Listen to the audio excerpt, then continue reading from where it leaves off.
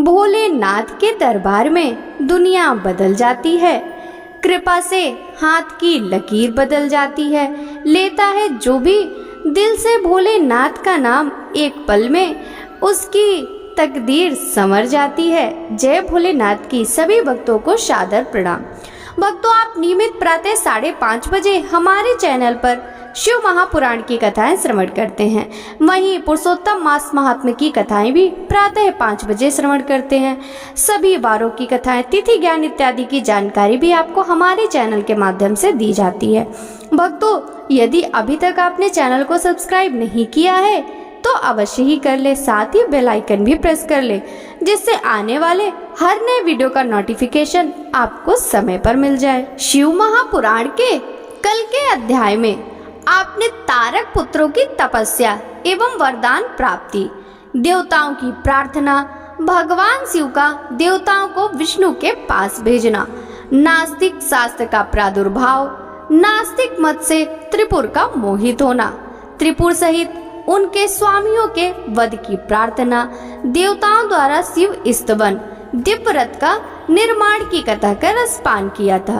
भक्तों, आज के इस अध्याय में भगवान शिव की यात्रा, त्रिपुरासुर वध, भगवान शिव द्वारा देवताओं को वरदान, वर पाकर मैदानों का वितल लोक जाना, इंद्र को जीवन दान एवं बृहस्पति को जीव नाम देना, जलंधर की उत्पत्ति, देव जलंधर युद्ध, श्री विष्णु का लक्ष्मी को जलंधर का वध न करने का वचन देना की कथा का रसपान करेंगे। तो चलिए भक्तों, वीडियो शुरू करते हैं।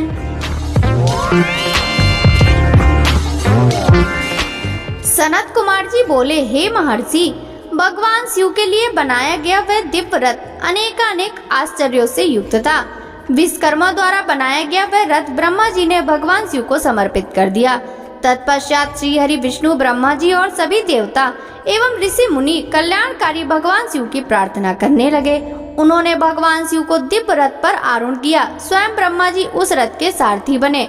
भगवान शिव के रथ पर आरूढ़ होते ही चारों दिशाओं में मंगल गान होने लगे, पुष्प वर्षा होने लगी। ब्रह्मा जी ने सर्वेश्वर शिव की आज्ञा लेकर रथ को आगे बढ़ाया। वह उत्तम दिव्य रथ भगवान शिव को लेकर विद्युत की गति से आकाश में उड़ने लगा। जब भगवान शिव का वह दिव्य रथ तेजी से आकाश मार्ग से होता हुआ उन त्रिपुरों की ओर जा रहा था, तो बीच मार्ग में ही कल्याणकारी देवादिदेव भगवान शिव ब्रह्मा जी से बोले, हे विधाता, तारकाक्ष, कमलाच और विंध्यामाली नामक परम बलशाली राक्षसों का वध करने के लिए उनके समान ही शक्ति चाहिए। वे तीनों असुर पहले मेरे भक्त थे, परंतु श्री हरि की माया से मोहित होकर उन्होंने भक्ति मार्ग को त्याग दिया। अब उन त्रिपुर स्वामियों में तामसिक प्रवृत्ति बढ़ गई है, पशुत्व बढ़ गया है। अतः उन तीनों दैत्यों का संहार करने के लिए मुझे भी पशुओं की सी शक्ति की आवश्यकता होगी। अतः आप सब देवता पशुत्व की वृद्धि करने हेतु पशुओं का आधिपत्य मुझे प्रदान करे, तभी उन असुरों का वध हो पाएगा। भगवान शिव के इस प्रकार वचन सुनकर सभी देवता चिंतित हो गए और सोच में डूब गए। पशुत्व की बात सुनकर उनका मन अप्रसन्न हो गया। देवताओं को सोच में देखकर भक्त वत्सल भगवान शिव की स्थिति समझते देर न लगी। वे देवताओं की चिंता तुरंत समझ गए। देवताओं से भगवान शिव ने कहा, देवताओं, इस प्रकार दुखी मत हो, मैं तुम्हारे दुख का कारण समझ गया हूँ। तुम लोग यह कदापि मत सोचो कि पशुत्व से तुम्हारा पतन हो जाएगा। मैं तुम्हें पशुत्व से मुक्ति का मार्ग बताता हूँ। हे देवताओं, जो भी पवित्र मन और स्वच्छ निर्मल हृदय एवं उत्तम भक्ति भावना से दिव्य पाशुपत व्रत को पूरा करेंगे, वे सदा सदा के लिए पशुत्व से मुक्त हो जाएंगे। तुम्हारे अतिरिक्त जो भी मनुष्य पशुपात व्रत का पालन करेंगे, उन्हें भी पशुत्व से मुक्ति मिल जाएगी। हे देवताओं, नित्य ब्रह्मचर्य का पालन करते हुए 12, 6 अथवा 3 वर्षों तक पाशुपत व्रत का पालन करने से सभी मनुष्यों एवं देवताओं को पशुत्व से हमेशा के लिए मुक्ति मिल जाएगी तथा मोक्ष की प्राप्ति होगी। उसका कल्याण होगा, क्योंकि पाशुपत व्रत परम कल्याणकारी है। भगवान शिव के इन वचनों को सुनकर ब्रह्मा जी, श्री हरि, विष्णु एवं सभी देवी देवता बहुत प्रसन्न हुए और देवादिदेव भक्त वत्सल भगवान शिव की जय जयकार करने लगे। तब सब देवता प्रसन्नता पूर्वक अपने अभिष्ट कार्य की सिद्धि के लिए पशु बन गए। तब से सदाशिव पशुपति नाम से जगत में विख्यात हो गए। उनका पशुपति नाम अत्यंत कल्याणकारी एवं अभीष्ट की सिद्धि देने वाला है। उस समय भगवान शिव के स्वरूप को देखकर सभी देवता एवं ऋषिगण प्रसन्न हुए तत्पश्चात भगवान शिव ने अन्य देवताओं के साथ त्रिपुरों की ओर प्रस्थान किया। उस समय सारे देवता अपने हाथों में हल, मूसल, भुसुंडी और अनेक प्रकार के अस्त्र शस्त्र धारण करके हाथी, घोड़े, सिंह, रथ और बैलों पर सवार होकर चल दिए। भगवान शिव की जय जयकार करते हुए वे आगे बढ़ते जा रहे थे। आकाश से उन पर फूलों की वर्षा हो रही थी। कल्याणकारी भगवान शिव के साथ उनके केस, विगतवास, महाकेश, महाज्वर, सोमवल्ली, शमंड, सोमक, सनक, सोमद्रग, सूर्य चर्चा, सूर्य प्रेक्षणक, सूर्याक्ष, सूर्य नामा, सूर्य सुंदर, प्रस्कंद, कुंदर, चंड, कंपन, अति कंपन, इंद्र, इंद्रजय, यंता, हिमकर, सताच, पंचाच, सहस्त्राच, महोदर, जति, जहु, सतास, रंग, कपूर, पुतन, द्विशिक, त्रिशिक, अहंकारक, अज वक्त्र, अष्ट वक्त्र, है वक्त्र, अर्धवृक्त आदि महावीर बलशाली गणाध्याच उनको घेर कर चल रहे थे। इस प्रकार देवादिदेव भगवान शिव शंकर के साथ ब्रह्मा जी, श्री हरि, विष्णु, देवराज, इंद्र सहित अनेकों देवता, ऋषि, मुनि, साधु, संत भी अपने अपने वाहनों पर आरूढ़ होकर त्रिपुरों के स्वामी एवं त्रिपुरों का संहार देखने हेतु उनके साथ साथ चल दिए। सनत कुमार जी बोले, जब युद्ध की सामग्रियों को साथ में लेकर भगवान सदाशिव अपने दिव्य रथ में बैठकर आकाश मार्ग से उन त्रिपुरों के निकट पहुंच गए, तब उन्होंने उन त्रिपुरों का उनके स्वामियों के साथ विनाश करने के लिए रथ के शीर्ष स्थान पर चढ़कर अपने परम दिव्य धनुष पर प्रत्यंचा चढ़ाई, परंतु उनका बाण धनुष से नहीं निकला और वे इस प्रकार उस स्थान पर स्थित हो गए। वे इसी प्रकार अनेक वर्षों तक वहीं खड़े रहे, क्योंकि गणेश जी उनके अंगूठे के प्रथम भाग में खड़े होकर उनके कार्य में विघ्न डाल रहे थे, इसलिए ही तीनों पुरों का नाश नहीं हो पा रहा था। इस प्रकार जब भगवान शिव का बाण बहुत समय तक नहीं चला और वे एक स्थान पर स्थित हो गए, तो सभी देवता चिंतित हो गए कि ऐसा क्यों हो रहा है। तभी वहां आकाशवाणी हुई, हे ऐश्वर्यशाली देवादिदेव सर्वेश्वर कल्याणकारी शिव शंकर, जब तक आप गणेश जी का पूजन नहीं करेंगे तब तक त्रिपुरों का संहार नहीं कर पाएंगे। आकाशवाणी के वचनों को सुनकर सभी को बड़ा संतोष हुआ। तब अपने कार्यों को यथाशीघ्र पूरा करने के लिए भगवान शिव ने भद्रकाली को बुलाया। विधि विधान से सबने मिलकर अग्र पूज्य भगवान गणेश का पूजन संपन्न किया। पूजन संपन्न होते ही विघ्न विनाशक गणपति प्रसन्न होकर उनके मार्ग से हट गए और उन्होंने कार्य में आने वाली सभी विघ्नों को दूर कर दिया। उनके हटते ही भगवान शिव को तारकाच, कमलाच और विंध्यामाली के तीनों नगर सामने नजर आने लगे। तीनों पुर कालवश शीघ्र ही एकता को प्राप्त हुए, अर्थात मिल गए।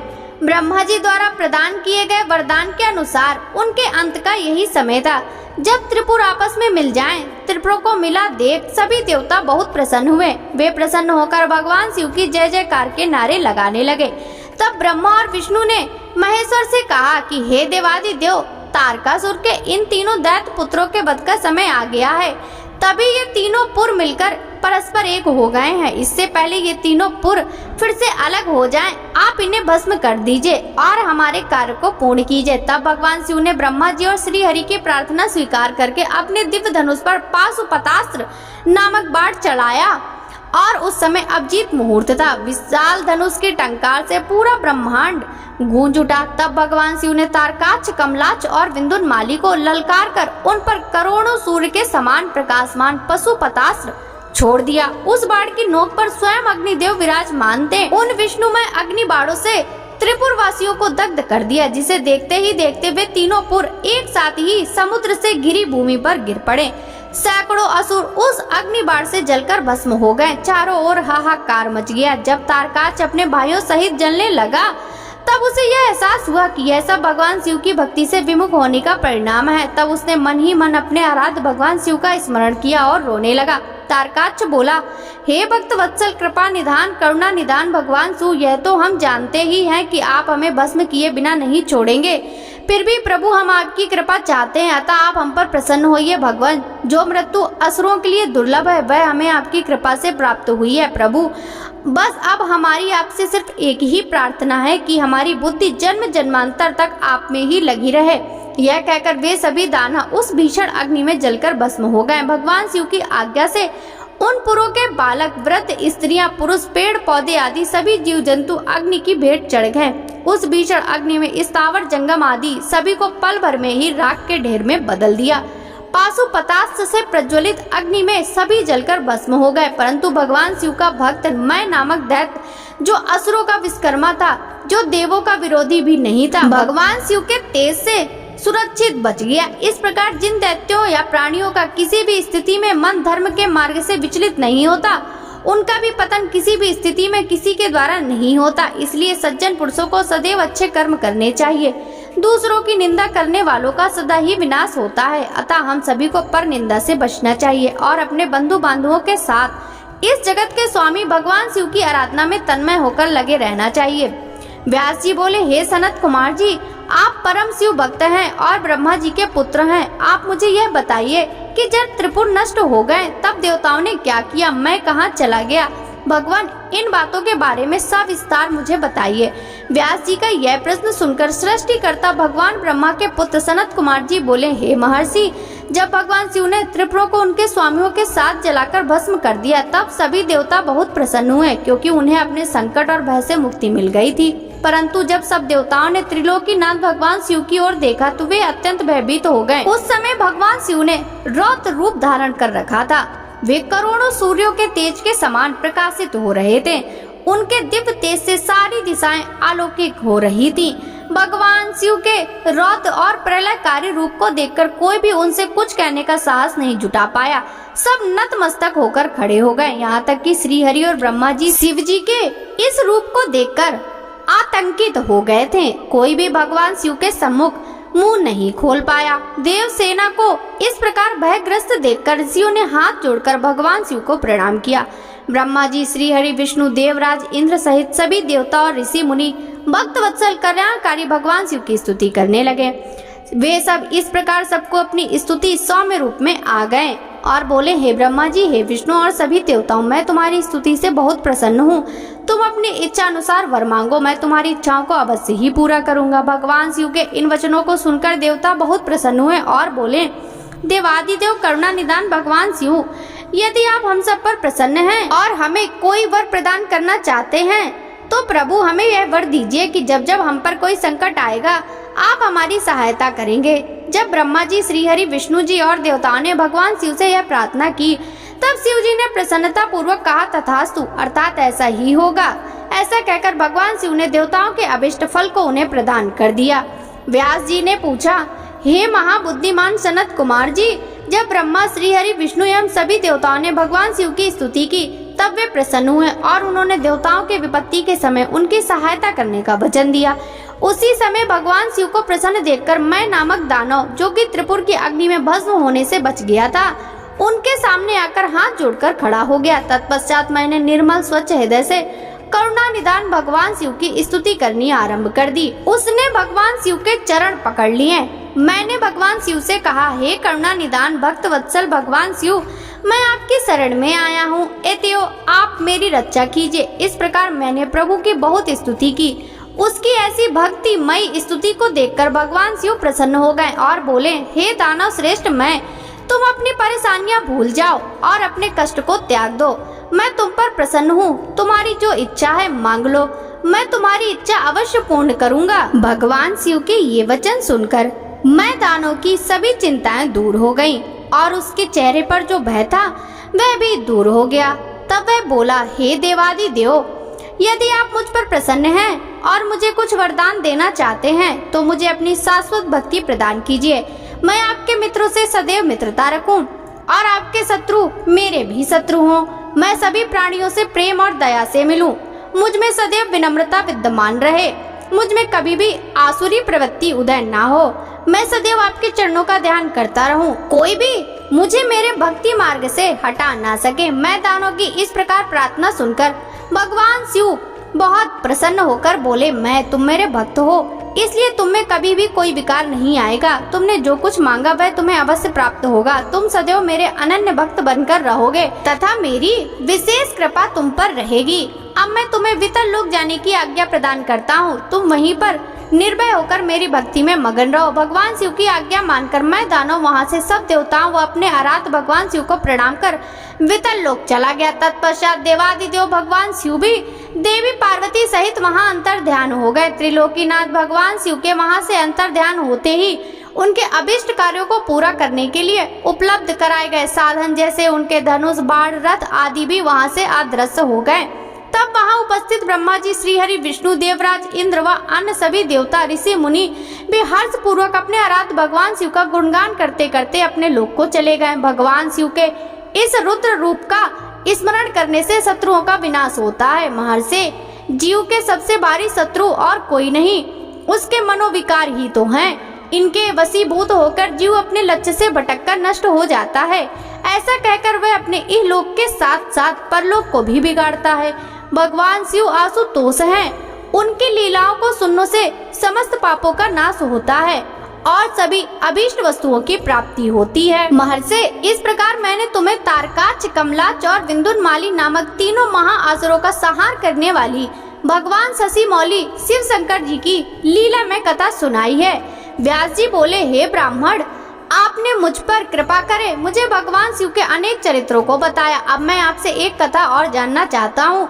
मैंने पूर्व में सुना था कि भगवान शिव ने जलंधर का वध किया था। कृपा कर मुझे इस कथा के बारे में भी बताइए। सूत जी बोले कि जब व्यास जी ने महामुनि से इस प्रकार पूछा तो सनत कुमार जी बोले, हे महामुने, एक बार की बात है कि देवगुरु बृहस्पति और देवराज इंद्र भगवान शिव के दर्शन के लिए कैलाश पर्वत पर गए।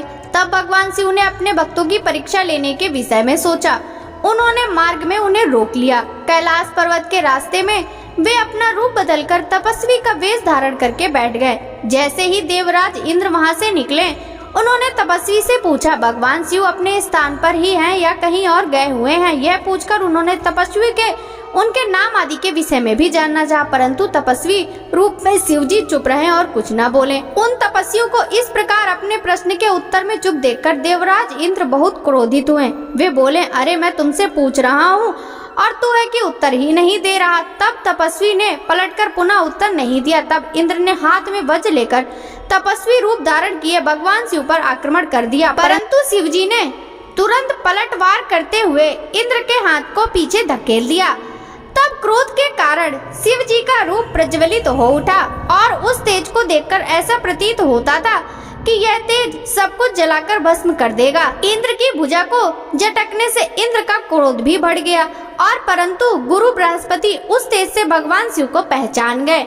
देव गुरु बृहस्पति ने तुरंत हाथ जोड़कर देवादिदेव भगवान शिव को प्रणाम किया और उनकी स्तुति करने लगे। बृहस्पति जी ने देवराज इंद्र को भी शिव चरणों में झुका दिया और क्षमा याचना करने लगे। वे बोले कि हे प्रभु, अज्ञानतावश हम आपको पहचान नहीं पाए। भूलवश आपके अवहेलना करने का अपराध देवराज इंद्र से हो गया।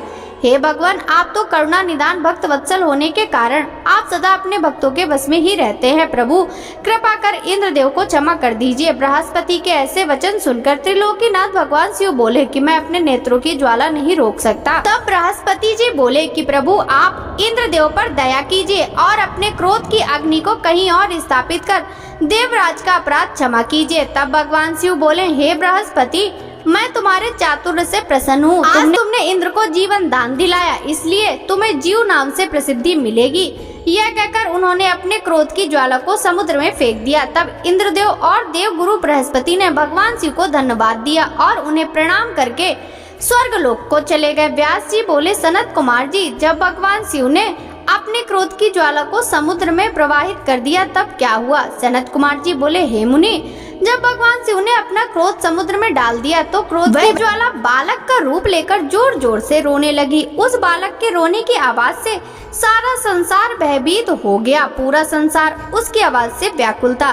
तब सभी चिंतित होकर ब्रह्मा जी की शरण में गए। तब सब देवताओं ने सादर ब्रह्मा जी को प्रणाम किया और उनकी स्तुति करने लगे। तत्पश्चात बोले, हे ब्रह्मा जी, इस समय हम सभी पर भारी संकट आन पड़ा है। प्रभु, आप तो सब कुछ जानते ही हैं। उस बालक ने जो समुद्र से उत्पन्न हुआ है, उसने भयंकर रुदन से पूरे संसार को आहत किया है। सभी भय से आतुर हैं। हे महायोगिन, आप उस बालक का संहार करके हमें भय मुक्त कराएं। देवताओं की इस प्रकार की प्रार्थना सुनकर ब्रह्मा जी अपने लोक से पृथ्वी लोक पर उतरकर समुद्र पर पहुँचे, जहाँ पर वह बालक विद्यमान था। ब्रह्मा जी को अपना पास आता देखकर समुद्र ने भक्ति पूर्वक उन्हें प्रणाम किया और उस बालक को ब्रह्मा जी को सौंप दिया। तब ब्रह्मा जी ने आश्चर्यचकित होकर समुद्र देव से प्रश्न किया कि यह बालक किसका है। ब्रह्मा जी के इस प्रश्न का उत्तर देते हुए समुद्र देव बोले, भगवान, यह बालक गंगा सागर की उत्पत्ति स्थल पर प्रकट हुआ है, परंतु मैं इस बालक के विषय में कुछ नहीं जानता। इस प्रकार जब ब्रह्मा जी समुद्र से बातें कर रहे थे, तब उस समय उस बालक ने ब्रह्मा जी के गले में हाथ डाल दिया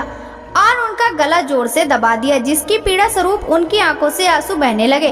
तब ब्रह्मा जी ने यत्न पूर्वक उस बालक की पकड़ से अपने को मुक्त कराया और समुद्र से बोले कि तुम्हारे इस जातक पुत्र ने मेरे नेत्रों से जल निकाला है, अतः यह बालक जलंधर नाम से प्रसिद्ध होगा। उत्पन्न होती ही युवा हो जाने के कारण यह बालक महापराक्रमी, महाधीर, जवान, महायोद्धा और रण दुर्मुद होगा। यह बालक युद्ध में सदैव विजयी होगा, यहाँ तक कि यह भगवान श्री हरि विष्णु को भी जीत लेगा।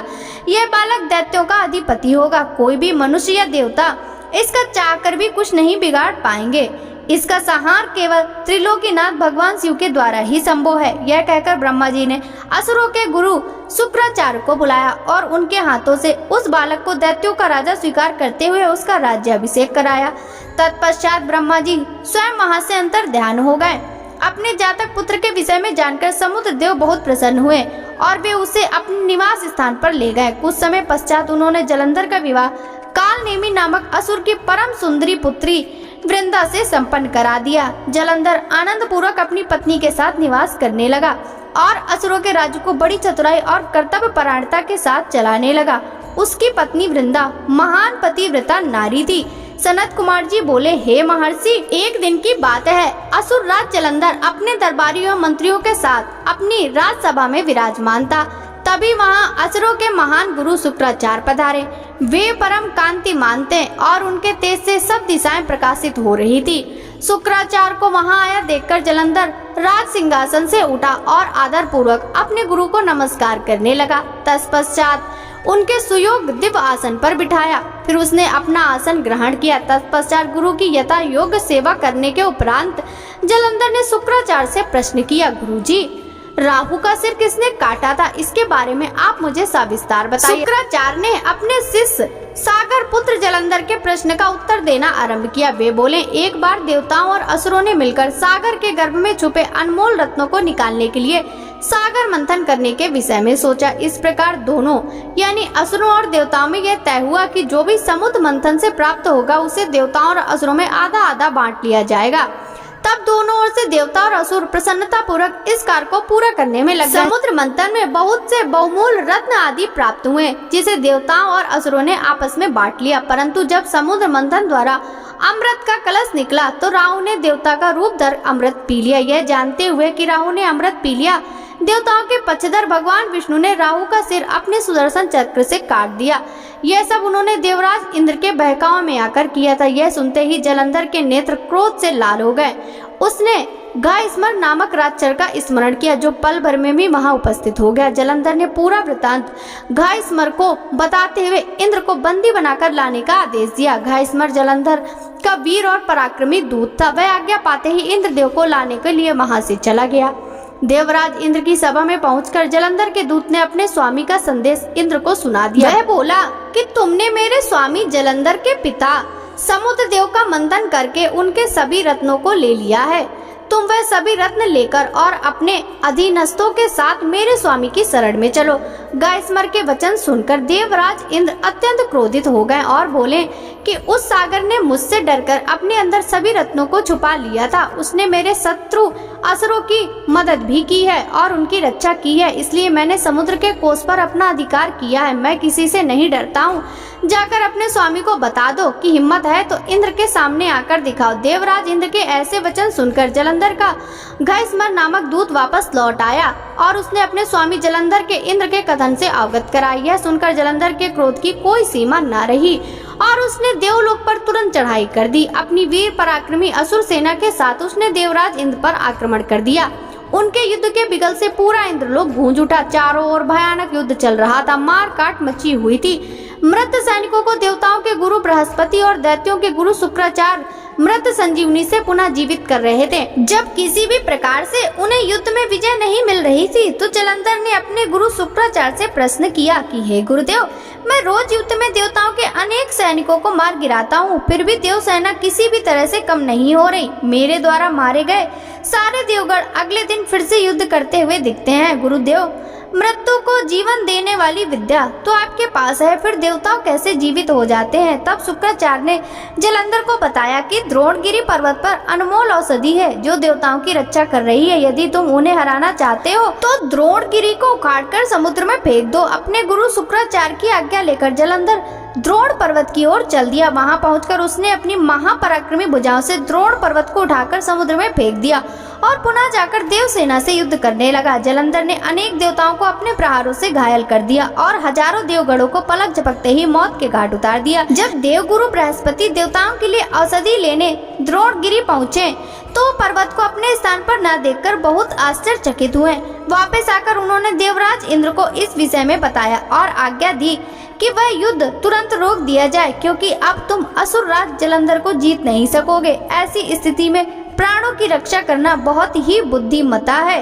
सनत कुमार जी बोले, हे व्यास जी, इस प्रकार जब देवगुरु बृहस्पति ने देवताओं को युद्ध करने से रोक देने के विषय में कहा तो सभी ने गुरु की आज्ञा का पालन किया और युद्ध रुक गया। परंतु जलंधर का क्रोध शांत नहीं हुआ। वह इंद्र को ढूंढता ढूंढता स्वर्गलोक आ पहुंचा। जलंधर को वहां आता देख इंद्र व अन्य देवता अपने प्राणों की रक्षा करने हेतु वहां से भागकर श्री हरि विष्णु की शरण में बैकुंठ लोक जा पहुंचे। वहां पहुंचकर उन्होंने भगवान विष्णु को प्रणाम किया और उनकी भक्ति भाव से स्तुति की।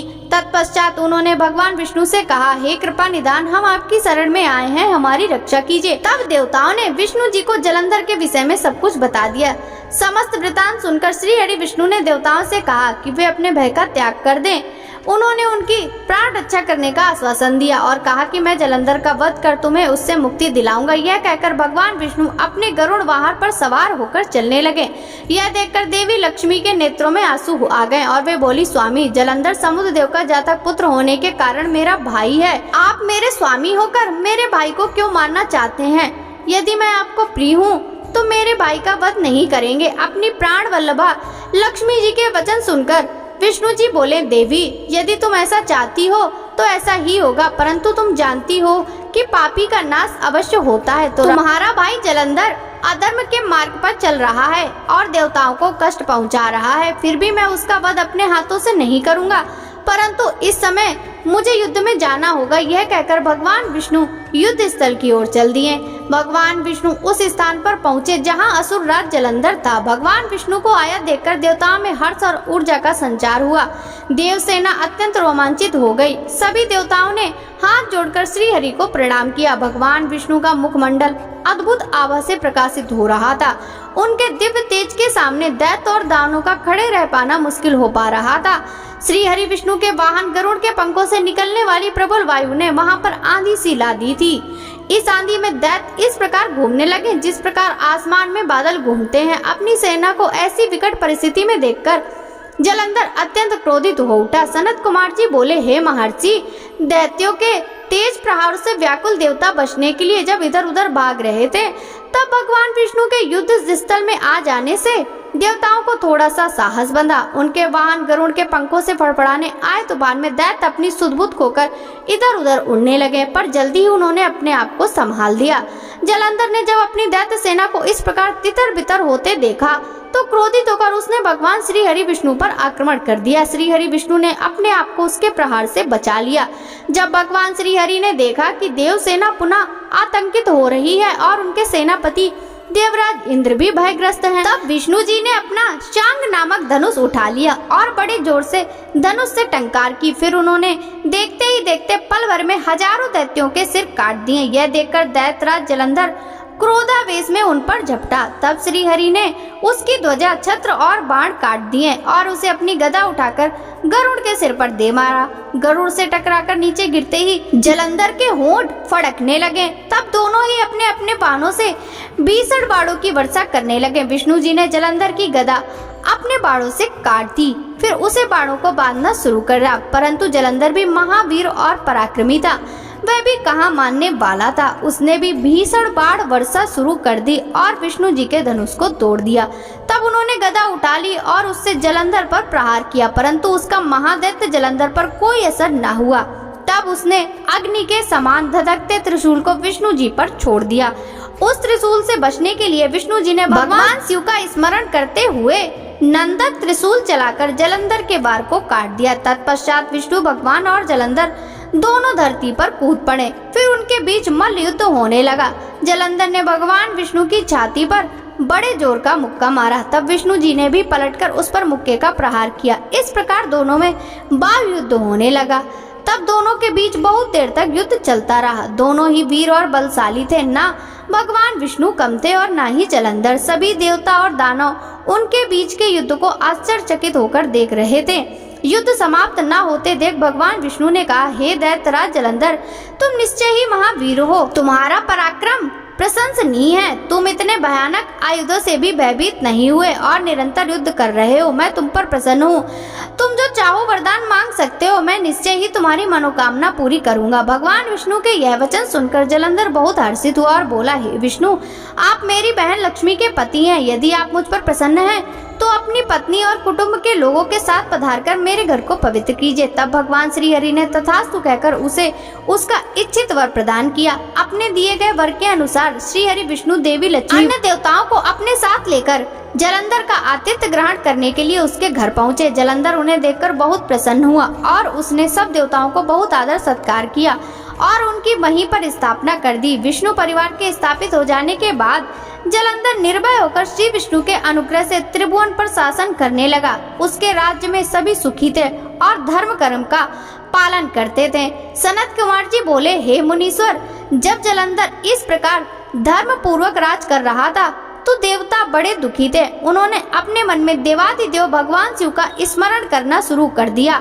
और उनकी स्तुति करने लगे। भक्तों, आगे की कथा का वृत्तांत हम कल के अध्याय में श्रवण करेंगे। शिव महापुराण की यह कथा यदि आपको अच्छी लगी हो तो इस वीडियो को लाइक कर ज्यादा से ज्यादा भक्तों के साथ शेयर कीजिएगा। साथ ही इस वीडियो के कमेंट बॉक्स में हर हर महादेव जरूर लिखिएगा।